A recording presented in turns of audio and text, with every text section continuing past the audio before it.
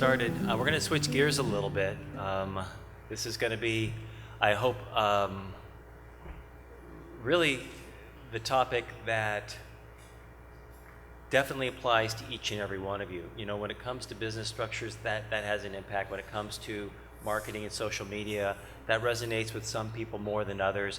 But when it comes to growing your business, whether you are starting a business or you've had a business for 20 years, each of us needs to grow it. You know, if you guys remember the Shawshank Redemption, and I know we're being recorded, so I'm probably going to get copyright lawsuits on this one because I quote a lot of movies and other individuals. You guys remember Shawshank Redemption where they said, get busy living or get busy dying? Well, the business corollary to that is get busy growing or get busy dying. You know, when we talk about innovation, you know, we're here in Silicon Valley and we hear that term all the time. I mean, it's almost like a worn out shoe, how much we hear about innovation. That's almost like when you see the word startup. If you had a nickel for every time you saw the word startup in Silicon Valley, you'd be able to retire right now. But when it comes to innovation and business, it's a very important thing because everybody that goes into business does it because you've got an idea. You think that you have got well, let's go around. Who does product and services? Both. You've got a product and a service. Who's got a product?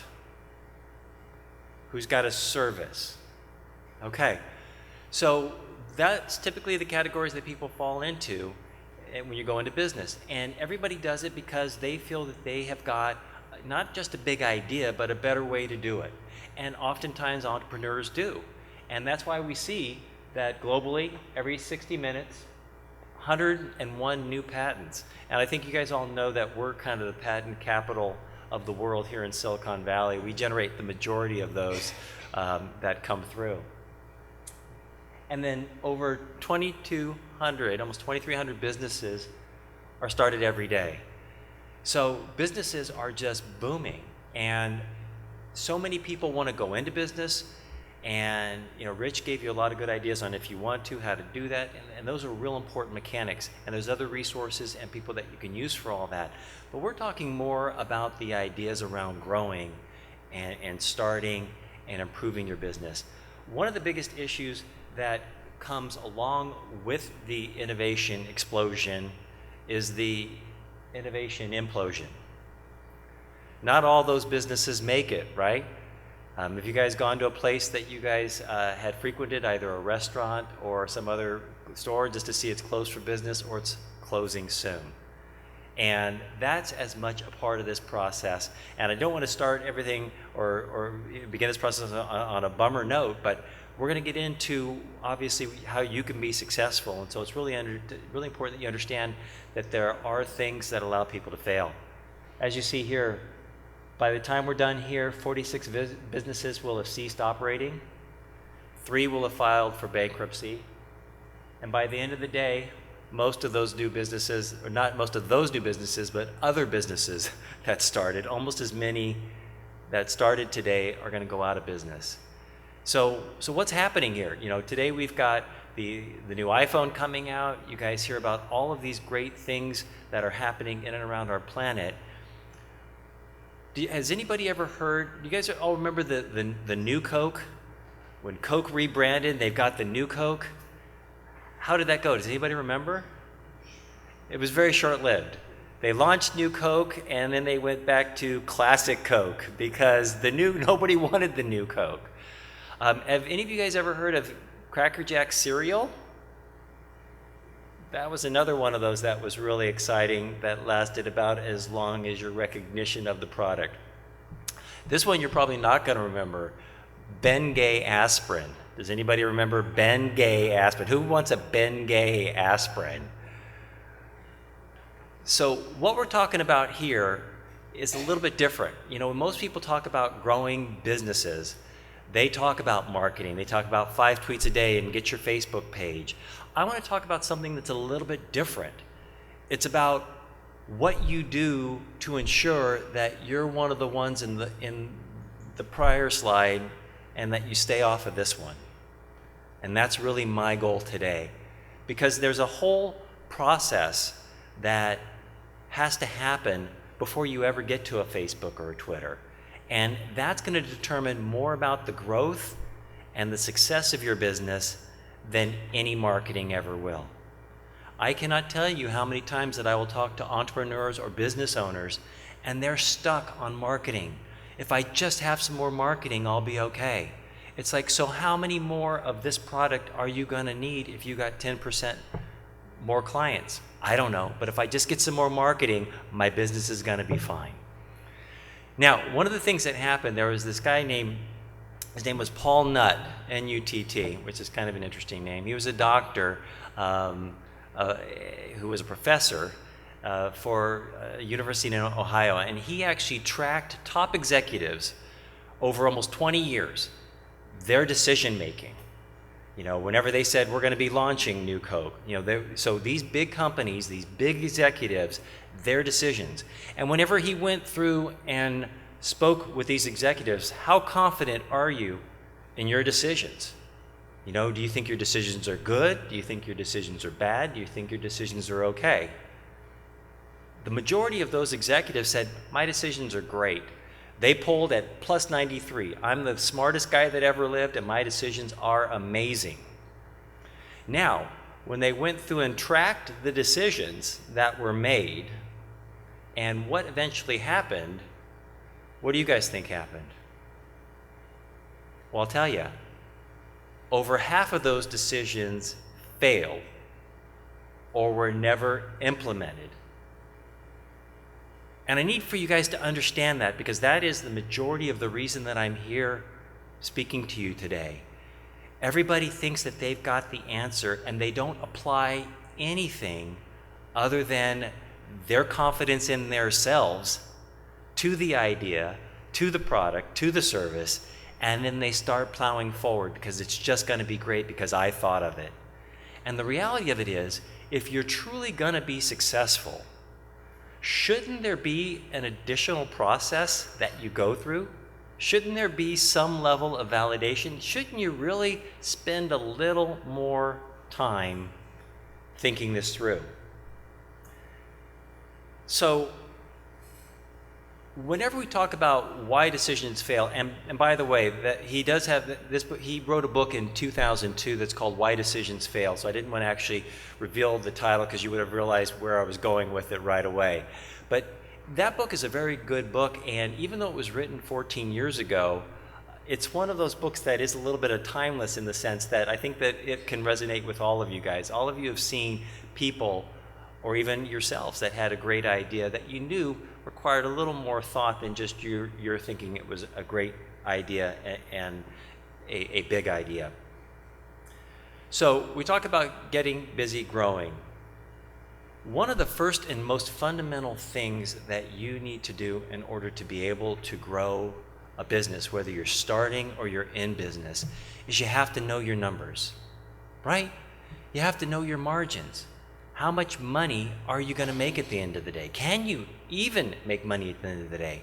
If I told you that you could work 70 hours a week for the next 3 years and you're going to earn $3,000 for all of that time, let's go. Well, I've got a business that I'm working with that I'm hoping we can get them up to $3,000. It's been the husband's job that actually has kept the business afloat, but it's an amazing business. And really the fundamental issue isn't that the product isn't good. The product's amazing. It's very healthy food, and it's done very well with amazing ingredients and truly innovative. But the problem is that they have no inventory and ordering systems. They don't know their food cost. I had one client that I was working with down in Morgan Hill, and we were doing a relaunch because they had been relocated because their building had gotten eminent domained. That's whenever the city comes in and says, we're going to put something nicer here, you need to get out. So we were able to relocate them, and I helped them through that process, and we got them in their new location. And last February, before they were going to launch, he handed me their menu. This is a business that had been in business. This was second generation. Business had been in business over 30 years. Hands me the menu and says, do you think these prices are too expensive for what we're trying to do here? And I looked at him, I said, well, whenever you costed the menu out, what is your food cost on this menu? And he looked at me like I said, how did you feel about me killing your cat last week? It was like, what? I said, whenever you took the ingredients of your food that's on the plate and you extrapolated the cost of that food, because if your food cost is too high, your food cost, and I'm going to use a lot of restaurant examples if you didn't hear from Rich. I've got now about 27 years experience in the restaurant industry. I've helped lots of restaurants open. I've helped more restaurants stay open. But the point is if your food cost, you're typically is going to be about 25% is what you're looking for. Now there are some exceptions. If you're serving a lot of meat, it's going to be higher than that, but your sales are going to be higher because you're charging more for the protein. But that's a whole nother story. If we just take a regular example, your food cost should be about 25%. So if you cost your menu and it comes out to 15%, guess what? Your prices are too high. You're making a lot more money on that than you should, and it's probably not going to go over real well. At some level, your customers are going to figure that out. On the same token, if your food cost is 75%, then you're not charging enough. And so whenever you're designing a menu, you need to have a blend of things on your menu. Some of them more expensive and a higher food cost than others, because you don't want, your chips and salsa aren't going to run you nearly as much as that New York steak as far as the cost of the plate, but there are people that are going to want to enjoy that salsa, and it's a good addition if somebody wants something to snack on while they're waiting for their food. So, not all of your menu needs to come in at 25. There's going to be above and below, but your average needs to come in at about 25. So when I'm having the conversation with this guy, he's looking at me like he's never heard about this before. When we were talking about growing his business and expanding his sales, I did the next logical question. I said, okay, so let's not talk about food costs. So whenever you make your food, how do you get your food? Oh, we order it, and then some of it we get in from here, some of it we go and get, and then there's a combination of other things that happen. And I said, what form do you use to do that? And I got that same look about the food cost. They didn't use a form, so they just walk around and say, you know what, I think we need some of this and we need some of that. I didn't want to walk into his walk-in refrigerator. I said, I don't want to go in there. And he said, why? I said, because you're going to have a lot of stuff in there. He's like, how'd you know? The reason I knew, because it's human nature when you're in a restaurant, that what's the one thing you don't want to do in a restaurant? Run out of food. So if you don't have any systems, what are you going to do? Buy as much as you think you need and a little bit more. And if you don't have a plan, guess what's going to happen to some of that food? It's going to go on special at some point in time. Hopefully not special in that way. But the point is that if you are going to go into business and you have any hope of growing your business, shouldn't the first step you really being that you really understand your margins? How much are you going to make? What's it going to cost you? What are the systems that need to be in place? Everybody's a basketball fan now. The Golden State Warriors have done better, right? So I can actually use this one. If you guys hadn't figured out, I'm a little bit taller than the average bear, and I had a very short-lived basketball career in high school. And I remember that whenever I played basketball, I always wanted to do the three-point shots. I wanted to do the fancy shots. I wanted to do hook shots. I wanted to do fancy dribbles. The Harlem Globetrotters were just an amazing group, and they had all these fancy shots that they would do. And I always wanted to do those fancy shots. And my coach would sit me on the free throw line and say, go do free throws. And I'd say, but coach, if I can just get this layup and these fancy shots, I'm just going to look so good when I'm out there. And he'd say, shut up and do your free throws. And I said, well, why? And he said, well, you know what? When you're trying to do all those fancy shots with a bleachers full of crowd, there's a lot of pressure on you.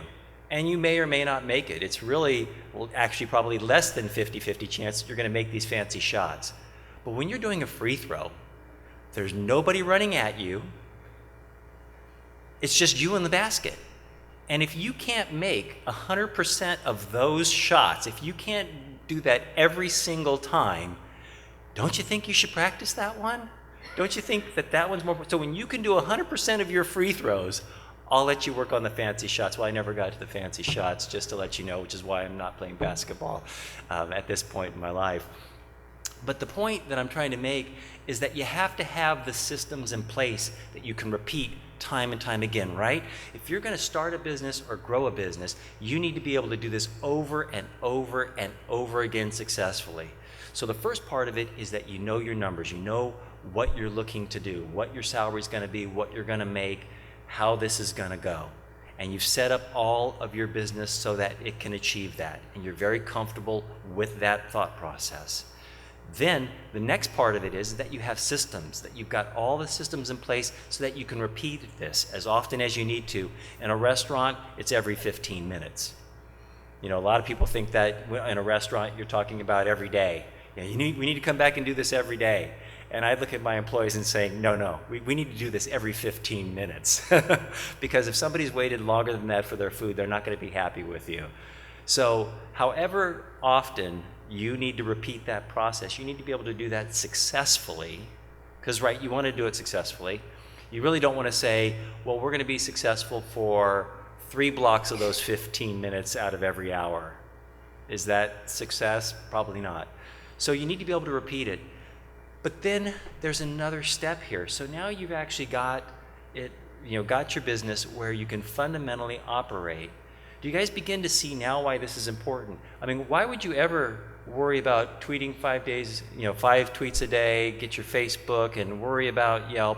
Why would you even begin to worry about that? And when I talk to business owners, they get that because they all think that marketing will solve it. But at some level, you know that there's something that's probably more important than marketing. I think I'm missing something here. What should I do before I work on marketing? And that's really making sure your business is ready for the business. And that's what this is all about. So one of the things,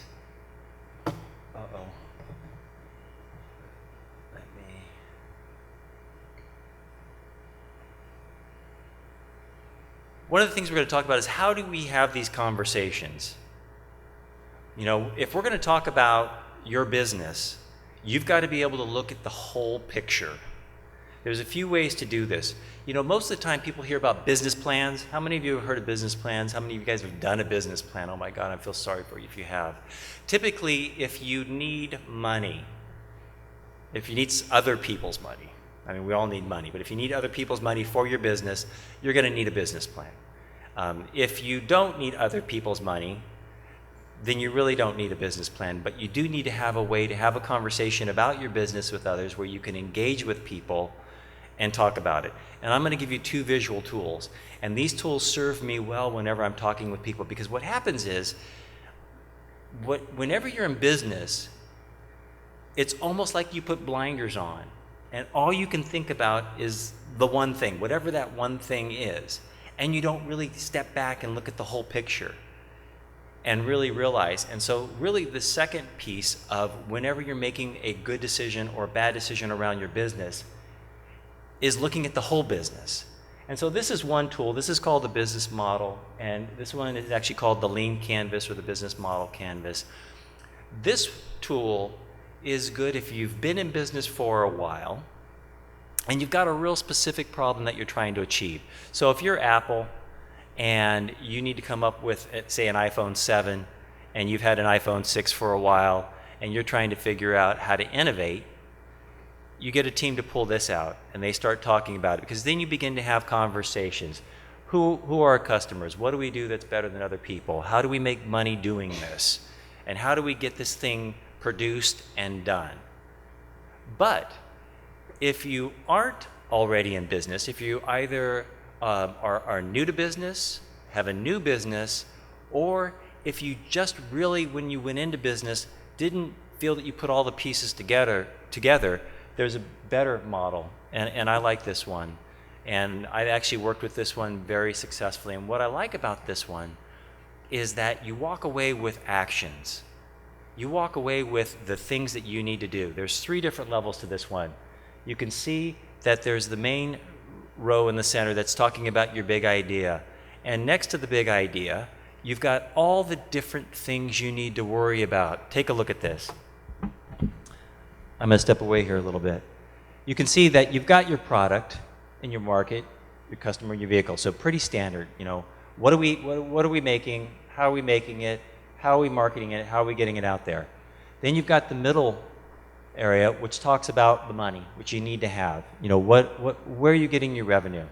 And this is the point in the show where I stop and say that every business needs to spend the majority of their time here. Anytime you want to talk about business, we need to talk about revenue. And if you have ever worked with anybody who's worth their salt, they'll start here. Because what are you in business for? to generate revenue and maybe some income? And so this is where you need to start. And this is where we always have a lot of conversations, because there's lots of ways of generating revenue. Let's say that you are a restaurant and you've got a concept. Are you going to spend $250,000 renovating a space here in Cupertino? You're going to pay $10,000 a month to try your idea, see if it works? Who's in? What if there was a festival, and we have them from Palo Alto down to Gilroy just about every weekend, that you could get a booth and start putting some of your products out there, organizing your inventory, organizing your menu, and testing your assumptions. Do people really want this? You can do a festival for a couple $1,000s in food cost. You can make $4,000 to $5,000 to $10,000 to $15,000 one day in revenue. And guess what? You didn't have to pay hundreds of thousands of dollars for a remodel and tens of thousands of dollars a month for rent to get started. You can already start making money. And then, after you start making money, it's a lot easier to get loans and other people's money. And you also have an idea that whenever you get into that brick and mortar and you spend all that money to get in there, you pay all that money in rent, guess what? You're a lot more confident you're going to be successful, right? Because you've thought about it. You guys get where I'm going with all this, and I think you guys are with me, but there's more to do here.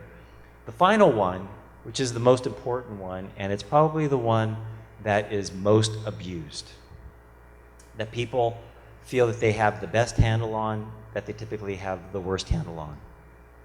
And the number one out of those four when it comes to sales funding, promotion, and team is what? There's a reason he knows that. Team. People ignore their team. How many things, if you're an entrepreneur, do you do well? Do you do accounting? Do you do employment law? Do you do Twitter? What do you do well if you're an entrepreneur? Whatever your big idea is, right? Whatever that product, whatever that service, whatever it is you came up with, that you're saying, I can make a lot of money doing this. But chances are good you don't do a whole lot of other things very well. But guess what? You feel like you have to. Well, I don't have any money to pay anybody, so I'm going to have to build the website. So I'm going to go on to one of these website places and I'm going to build I'm going to come up with the logo. I'm going to come up, and you know what? It all doesn't look very good.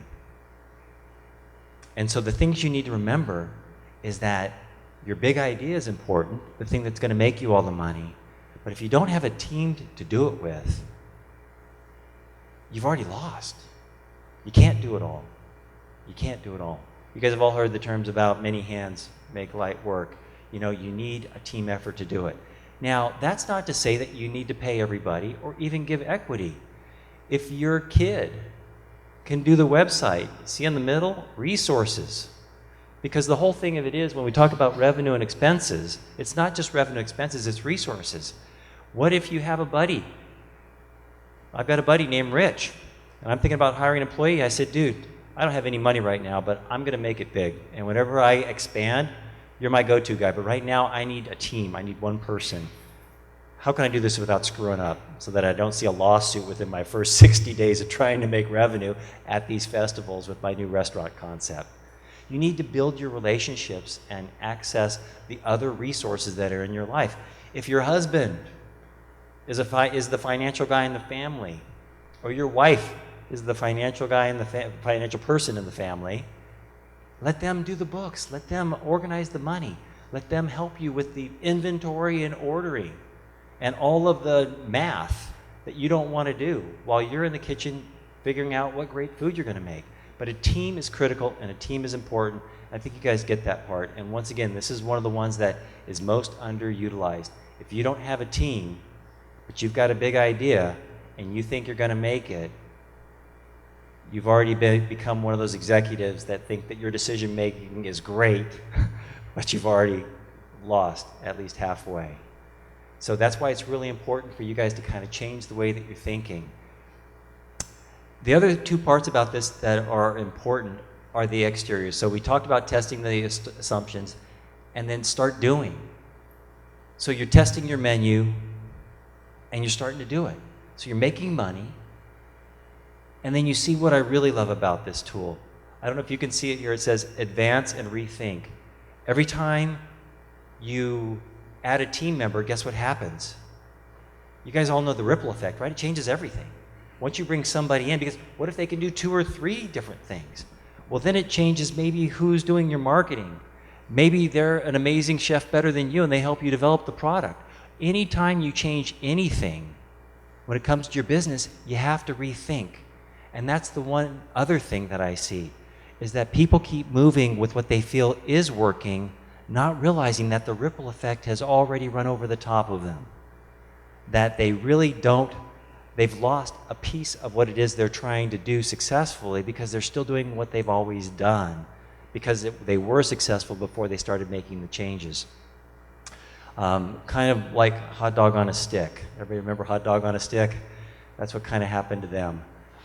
They kept thinking that a hot dog on a stick would be a business that would survive forever, because who doesn't want a hot dog on a stick? Well, obviously none of you guys did, and they're now gone. But then the final piece that I want you to see on the far right, top and bottom, and then in the middle, is evolve. And that's the most important piece here. Whenever you guys move along your business, it's going to change. It's going to change. And you being able to make great decisions and not be stuck in your thinking is really going to be the biggest key. So now you guys, it's kind of weird. Whenever I said that, we're going to talk about growing your business, did you think this is what we were going to talk about? How you make decisions, how you leverage resources, and how you understand that as your business changes, your thinking needs to change along with it. This is why, in my second slide, that's why all these businesses go out of business, because they can't change. Now, have you guys heard the term lean, agile, all those terms? What that means is that you don't have any money and you don't have any resources, so that's most of us. And really the beauty of that is just this, is that there's nothing stopping you from making these decisions, improving the resources that you utilize, and rethinking, advancing forward, evolving, and then continuing to action plan. Nothing's stopping you except you. And I've got to tell you, I would say at least 75 plus times when I'm talking with a business owner. And just a disclosure here, I'm actually, Dennis was talking with the Small Business Development Center. I'm an advisor with him and for him. So I work with a lot of the small businesses in the area. And one of the specialties that I work with the Small Business Development Center, because of my restaurant background, there's about 7,200 restaurants from Palo Alto to Gilroy. I don't work with all of them, but anybody that's willing to raise their hand, I'm there for them. And I've got to tell you that the majority of the time, I just told you about the business owner that had been in business for 30 years, had never done food cost. I worked with another business, and I said, so what are your financials telling you? What's your profit like? Oh, well, we only do our financials when we have to pay taxes. Well, how much are you making? Oh, well, I work my other job. It's my wife that actually works this job, so I really don't make any money. Okay, well, how much money is she making? Well, we really haven't gotten to the point where we're taking money out of the business. But you just got done telling me how your business, your sales are growing every year, you're hiring new employees, and you're looking forward to the summertime whenever the business is going to be big, and then after summer you know you're going to roll into Christmas after you've been open for a year and you're going to make a ton of money.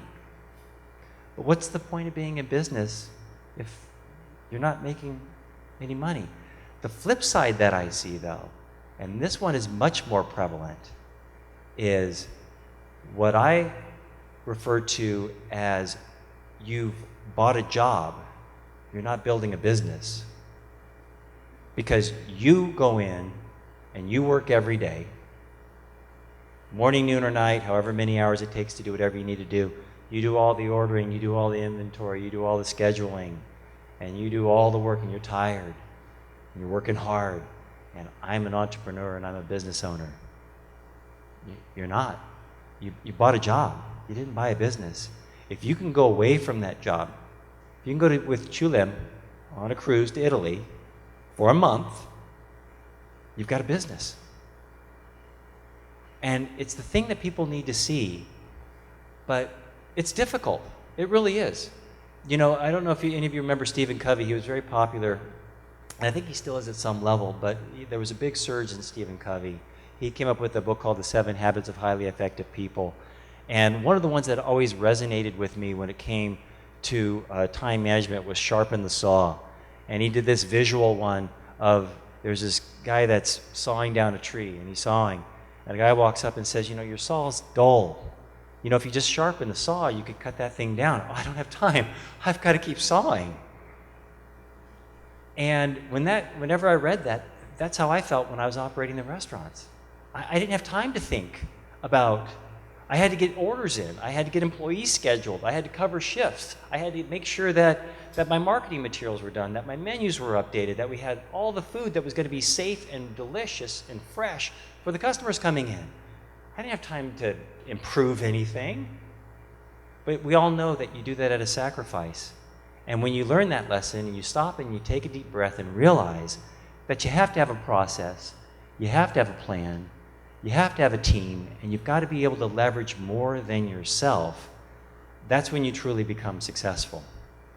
And that's when you truly begin to grow your business. And if there's only one message that I get through to you, and what I'm trying to say today, is that you are going to be the one that determines whether or not your business will grow, whether you're in business or starting a business. And the one thing that you can do to make yourself successful is leverage your relationships, build a team, test your assumptions. More important, start doing. Start figuring out what you can do right now to make some money and to test your idea, to validate that somebody really wants this. I've got a guy that I was working with, and I stopped working with him. I said, I can't help you. You're not listening. So he started camping out at my office. He had this amazing idea. He was going to put food in these containers. He was going to cook the food for you and put it in these containers, and then he was going to ship them to you for you to eat. Wow. No. How many companies are already doing this? More successful than he is. And guess what? When we tried his food, it was crappy. So he's got crappy food he's going to make that he wants to ship to a lot of people. And he did the one big mistake that you never want to do. Do you guys know how many people live in the South Bay here? How many people live in just San Jose alone? You guys know there's over 1 million people, right? And over 1 million people need to eat every day, or mostly every day. There are some days that people fast for religious holidays and other reasons. But for the most part, most of those 1 million people are going to eat something every day. He was trying to ship to Miami. I'm going to get dry ice, and I'm going to ship this horrible food all over the United States. And if I just improve my marketing, I'll be able to take this over. You guys see why I stopped working with him? After showing him Blue Apron, Home Chef, you guys have heard of these? Sir, there's millions of them that do an amazing job, that have market share, that really know how to do this, and that have already solved the problem of doing it nationwide. And he thinks he's just going to take over the planet, that nobody's ever thought about this. I would show him website, every time he'd come to me, I'd show him website after website, and he just wouldn't listen. No, you don't understand. If I just get some marketing, I can knock those guys off the planet. Well, you can, but you're going to probably need to do it without my help. And so the challenge is what can you do? And that's the other thing that I see, is that people think that they need to wait till all the ducks are in a row, right? Everything needs to be just right. Every hair needs to be in place. Everything needs to be perfect before I can get started. Not true. You need to figure out a way to start making money. There's got to be. Even if you just start talking to your relatives and have them try whatever the product or try whatever the service is, get their feedback, and then get them to tell somebody about it. I mean, the thing of it is, if you think about it from the revenue perspective, the whole conversation becomes a little bit easier, and that's why I like starting there, honestly. Because especially even with the gentleman I mentioned about, well, how much money are you making doing this? Who are you selling this to? Who's giving you feedback on this? Well, nobody, because I've got to get my international distribution, you know. I'm going to get the United States distribution done, then I'm going to get my international, and then I'm going to get started. Okay. You need to get started, and you need to figure it out. Now, Rich brought up a lot of really important things that you need to realize. You know, you are going to need some help to get some kind of a business structure going. What you don't want to do, especially if you have a food product, is start making it in your home and then selling it. You don't want to do that. Unless you want to maybe cook in the county jail kitchens for a while. Or if you'd like to be sued out of your skull and existence. There is a thing called a cottage industry permit that allows you to cook out of your house. The health department will permit you. You are then allowed to sell stuff because they come and made sure that it's safe for you to do that. There's also some other licenses and things that you need to have from a business license. You know, Rich mentioned the fictitious business name and your corporate structure and all of those things that you need to do additionally. So while I am encouraging you to get started and get out there to start making revenue, what I'm not telling you to do is do it illegally. And so that's the one disclosure and caveat.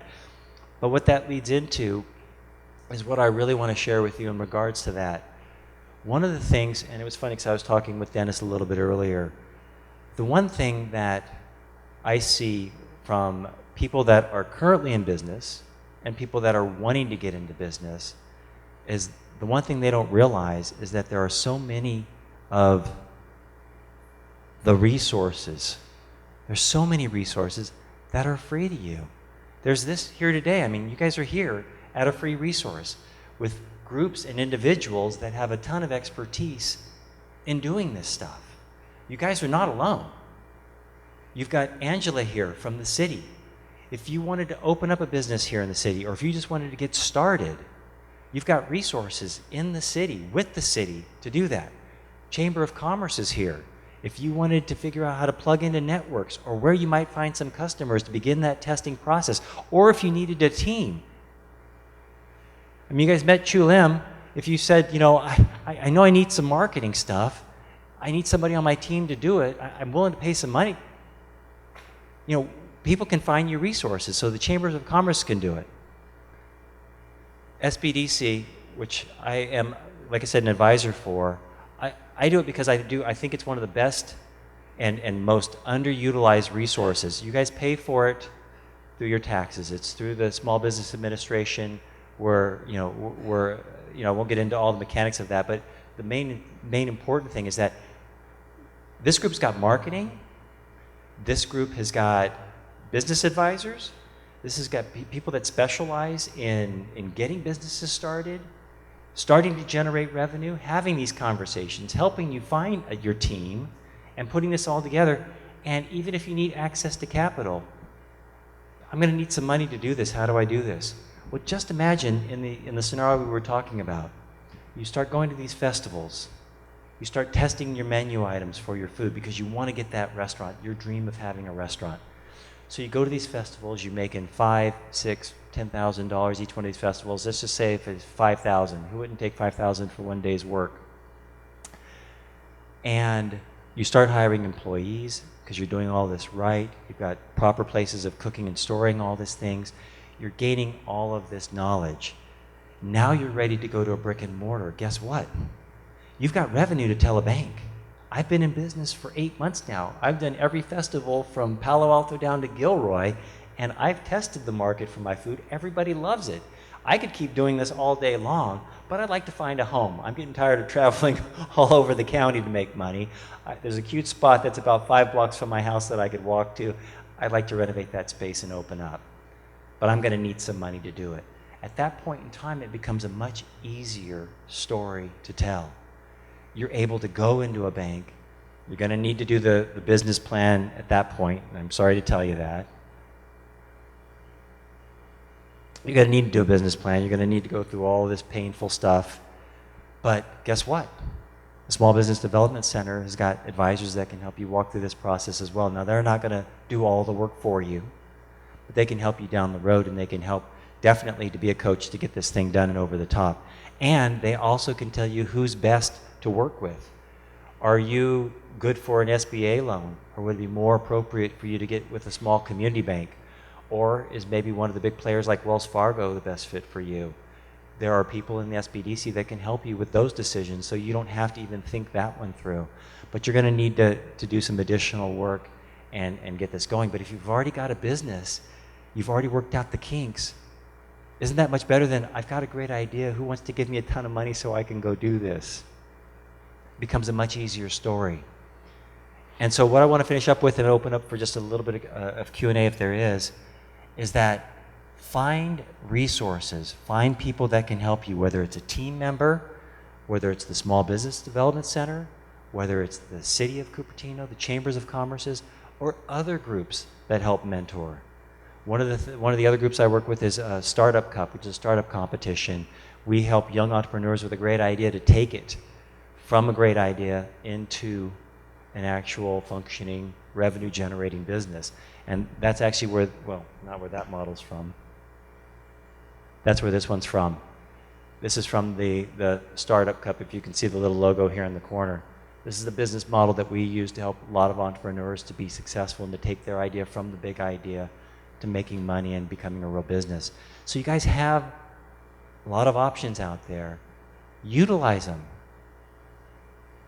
So to summarize, guys need to make some good decisions. You really need to think this through. Don't just trust that because you thought of it, it's going to be the best idea ever. Challenge yourself. Utilize tools to help visualize and think your idea through. Know your numbers. Know what you need to do to be able to start and grow this business. Get help and partnerships to do it. And then get out there and make some money and have some fun and do what you guys have a passion and a goal to do. It's all open up for questions. Thank you. Anybody have any questions on this? Any crazy thoughts? Nate, anything you want to go ahead? I am not the Chamber of Commerce, so I can be gotten a hold of from anybody here. So if you were to go to the city, they know how to get a hold of me. If you were to go to the Chamber of Commerce, I'm either going to be in that building or there pretty soon for a meeting. If you go to Rotary, they all know me. If you go to the Small Business Development Center, they probably have an idea of how to get a hold of me as well. You know, if you can't tell, have a passion around this. I just think that I love it when people have ideas. I've got a lot of experience and a lot of knowledge, but what really sparks me at the end of the day is seeing your ideas, your energy, and seeing you guys make great decisions, start to grow revenue. Because you guys do this because you have a passion for it. That's usually what we start. It isn't all about money. I'm going to be a millionaire isn't what I usually hear whenever people walk through the door. I'm here to tell you I'm going to be a millionaire. It's, I've got a great idea and I'd like everybody to be a part of it. And it's that passion that really drives it all, and that's what I look forward to. You can also grab my business card if you don't have it. I'm going to be here for a little while as well. So thank you guys. I really appreciate you guys coming today. And as you can tell, I really believe in all this stuff. So thanks again.